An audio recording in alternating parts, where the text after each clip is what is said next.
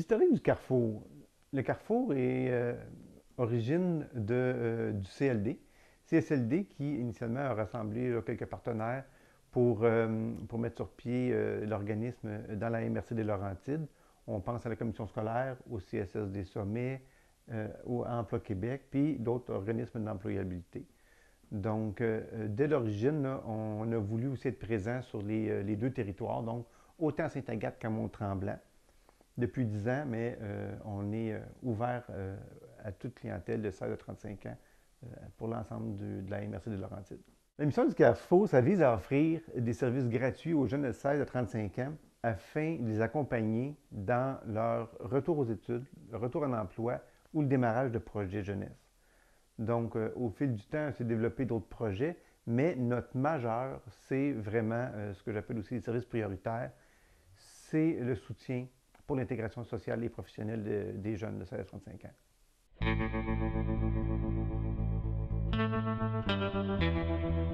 Oui, bien en fait, on vient au Carrefour pour plusieurs raisons. La première, c'est qu'on veut un soutien pour élaborer un CV, élaborer une lettre de présentation, s'assurer que ça va vraiment nous mettre en valeur puis que ça répond aussi aux normes là, du marché du travail. On vient au Carrefour aussi pour connaître les méthodes de recherche d'emploi, pour se préparer à une entrevue d'embauche. Ça peut être aussi quand on a un désir de retourner aux études, mais qu'on a besoin d'informations scolaires, d'informations sur des métiers, sur une école, sur une formation, dans le fond. Moi, je suis là pour ça, pour aider aussi à faire une demande de prêt et bourse, à faire une demande d'admission. Donc, tout ce qui touche au retour aux études, on est là aussi pour accompagner les jeunes là-dedans. Puis la dernière raison pour venir au Carrefour, mais on l'appelle projet jeunesse parce que c'est vraiment très large. Quand on a le goût d'aller faire de l'aide humanitaire, qu'on a le goût de s'impliquer bénévolement, qu'on veut faire un échange linguistique, qu'on veut aller travailler à l'extérieur du pays, à l'extérieur de la province, ça peut être, on a le goût de faire un projet peut-être plus local, mais qu'on ne sait pas trop par où commencer, comment aller chercher du financement. Donc moi, ce que je dis toujours, c'est quand tu as une idée en tête, viens en parler au Carrefour. Si nous, on ne peut pas t'aider, bien, on va essayer de trouver quelqu'un qui peut le faire. Au-delà de tous les services que le Carrefour offre, je pense qu'en premier lieu, bien, c'est une écoute, un accueil chaleureux, puis un endroit où travailler, où on va peut-être être plus productif, puis où est-ce qu'on va recevoir un soutien, dans le fond.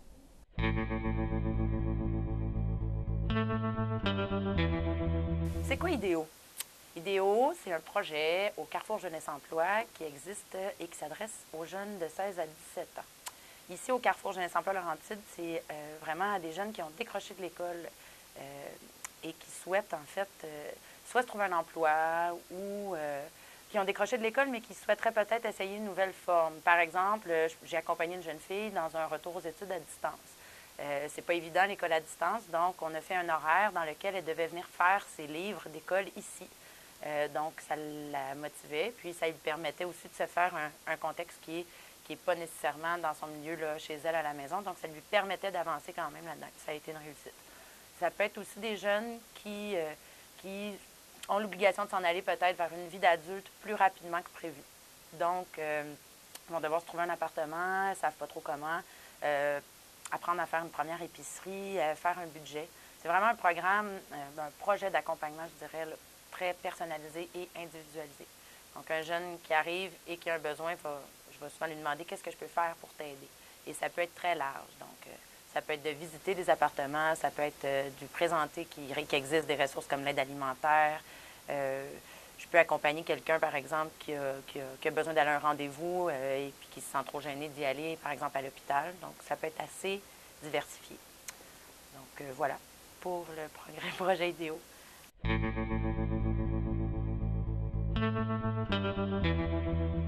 Jeunes en action, c'est avant tout une mesure d'Emploi Québec qui permet à des jeunes entre 18 et 24 ans d'avoir un accompagnement personnalisé dans le but d'augmenter leur autonomie personnelle, sociale et professionnelle. Donc, dans une période de entre 20 et 52 semaines, on accompagne chaque jeune de façon individuelle et personnalisée dans différents projets. Le principal objectif de Jeunes en action, c'est de leur permettre soit d'intégrer un emploi ou de retourner à l'école. Mais avant d'être prêt à l'école et à l'emploi, on a différentes étapes à passer pour qu'il y ait un objectif, un projet personnel et professionnel. C'est beau dire qu'on retourne à l'école, mais quand on ne sait pas dans quoi on veut étudier, qu'on n'a pas de projet précis, bien, les risques de décrocher à nouveau sont grands. Donc, on travaille avec eux à se connaître, à établir des priorités, des objectifs et à les atteindre. En même temps, d'augmenter leur autonomie, leur confiance en eux, puis de vivre des réussites. Ce qu'on vise à Jeunes en Action, c'est surtout de vivre des réussites, qu'ils soient personnelles ou professionnelles. Les jeunes qui arrivent dans mon bureau, des échecs, ils en ont assez vécu, fait qu'on peut mettre une croix là-dessus et passer aux réussites.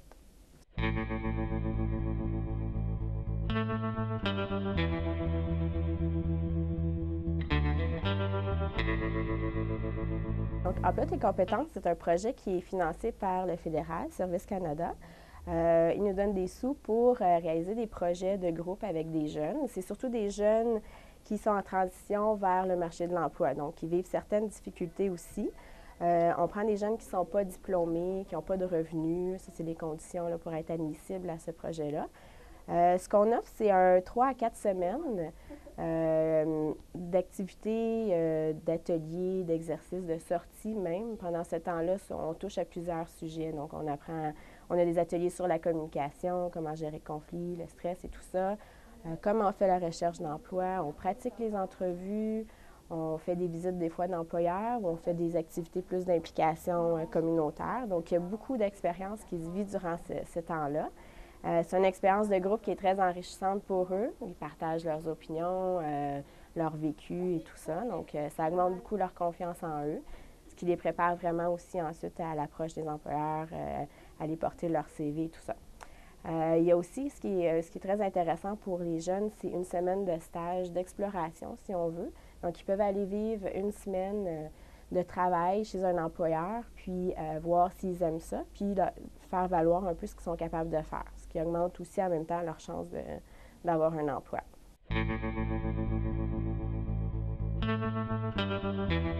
Je suis agente de sensibilisation à l'entrepreneuriat jeunesse et à chaque fois que je dis que je suis une agente de sensibilisation à l'entrepreneuriat jeunesse, il n'y a personne qui sait exactement qu'est-ce que je fais. Donc, c'est simple, je sensibilise les jeunes à entreprendre, soit pour démarrer une entreprise, pour réaliser un projet ou simplement à s'entreprendre dans la vie.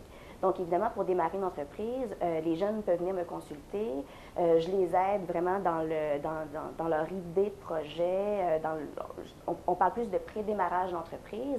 Donc, je suis vraiment là pour les guider, puis vraiment les référer aux bons endroits, aux bons organismes qui vont être là pour réaliser leur plan d'affaires, puis pousser plus loin leur idée de projet.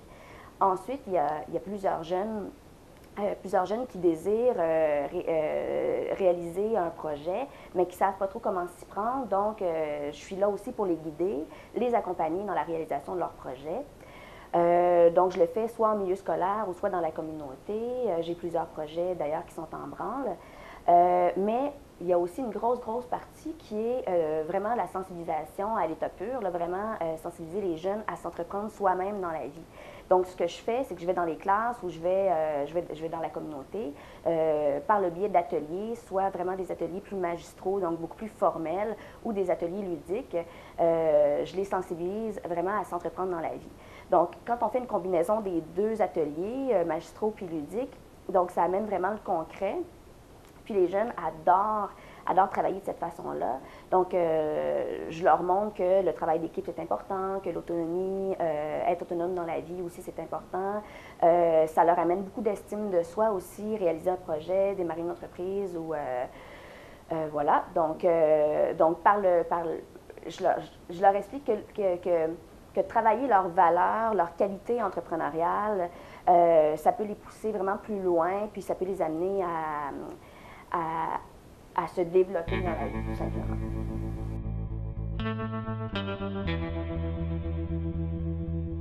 Pourquoi équité? Parce qu'il y a une époque où on est dans un secteur récréo-touristique dans les Laurentides et évidemment, beaucoup, avec la station Tremblant, entre autres, beaucoup d'emplois se sont mis à être disponibles et un besoin de main-d'œuvre avec aussi. Là. Donc, les jeunes ont été incités à aller travailler à des bons salaires souvent. Là. Donc, il n'est pas rare qu'un jeune peut faire à 14-15 ans laver de la vaisselle pour 10 $ de l'heure. Donc, quand on a 14, 15, 16 ans, que c'est pas toujours évident à l'école, mais qu'on travaille puis que là, on performe, bien, ça nous fait beaucoup de tout dans nos poches. Donc, le programme Équité, c'est vraiment une sensibilisation auprès d'une part des élèves dans les écoles de secondaire 3 et 4. Dans le fond, une sensibilisation à l'importance de faire attention. Parce que travailler, ça peut être positif, c'est pas nécessairement négatif, mais il y a un certain nombre d'heures à respecter. Donc, l'idéal, en fait, ce que je voudrais qu'un jeune retienne, c'est que travailler entre 10 et 15 heures par semaine peut être très bénéfique même sur son rendement scolaire. Donc, quand on travaille 10-15 heures semaine, on prend de l'autonomie, on prend de la maturité, on apprend à s'organiser. Et puis tout ça, ça se transfère comme par magie dans son rôle d'étudiant. Donc, il devient plus autonome, plus organisé à l'école aussi. Donc, ça peut être positif. Mais est-ce que finalement un jeune de 14-15 ans a besoin de travailler plus de 20 heures par semaine, par exemple? Donc, il ne faut pas dépasser 20 heures par semaine et c'est cette sensibilisation-là qu'on fait auprès des élèves. Maintenant, c'est aussi une sensibilisation auprès des employeurs de la région. Donc, on est environ il y a une centaine d'employeurs de la MRC Laurentide qui a signé, en fait, un contrat d'entente pour être une entreprise, en fait, équité. Donc, un employeur qui s'affiche équité, c'est une entreprise qui va respecter certains critères, dont le nombre d'heures, en fait, maximum à pas donner à ses élèves. L'employeur reçoit aussi le calendrier scolaire, donc est au courant des journées pédagogiques d'un élève, des périodes dans l'année où il y a les fins d'étape, donc les périodes d'examen et tout ça, et devrait faire les horaires en fonction de ça. Un employeur actif, c'est un employeur aussi qui est ouvert. Donc, le jeune qui va à l'école va voir son employeur, lui dit moi, j'aimerais ça que tu réduis mon temps de travail cette semaine parce que je vais être en examen la semaine prochaine. Un employeur actif devrait être ouvert à ça. Bon, évidemment, il faut toujours avoir une juste mesure, je dirais. Là, un élève ne peut pas demander le matin même parce qu'il y a un besoin. Il faut aussi, donc, chacun doit pouvoir s'organiser dans ça.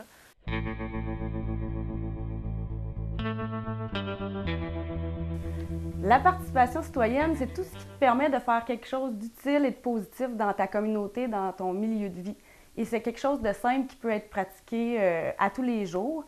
Par exemple, à la maison, quand tu écoutes les nouvelles, tu t'es informé de l'actualité, bien ça fait partie de la participation citoyenne.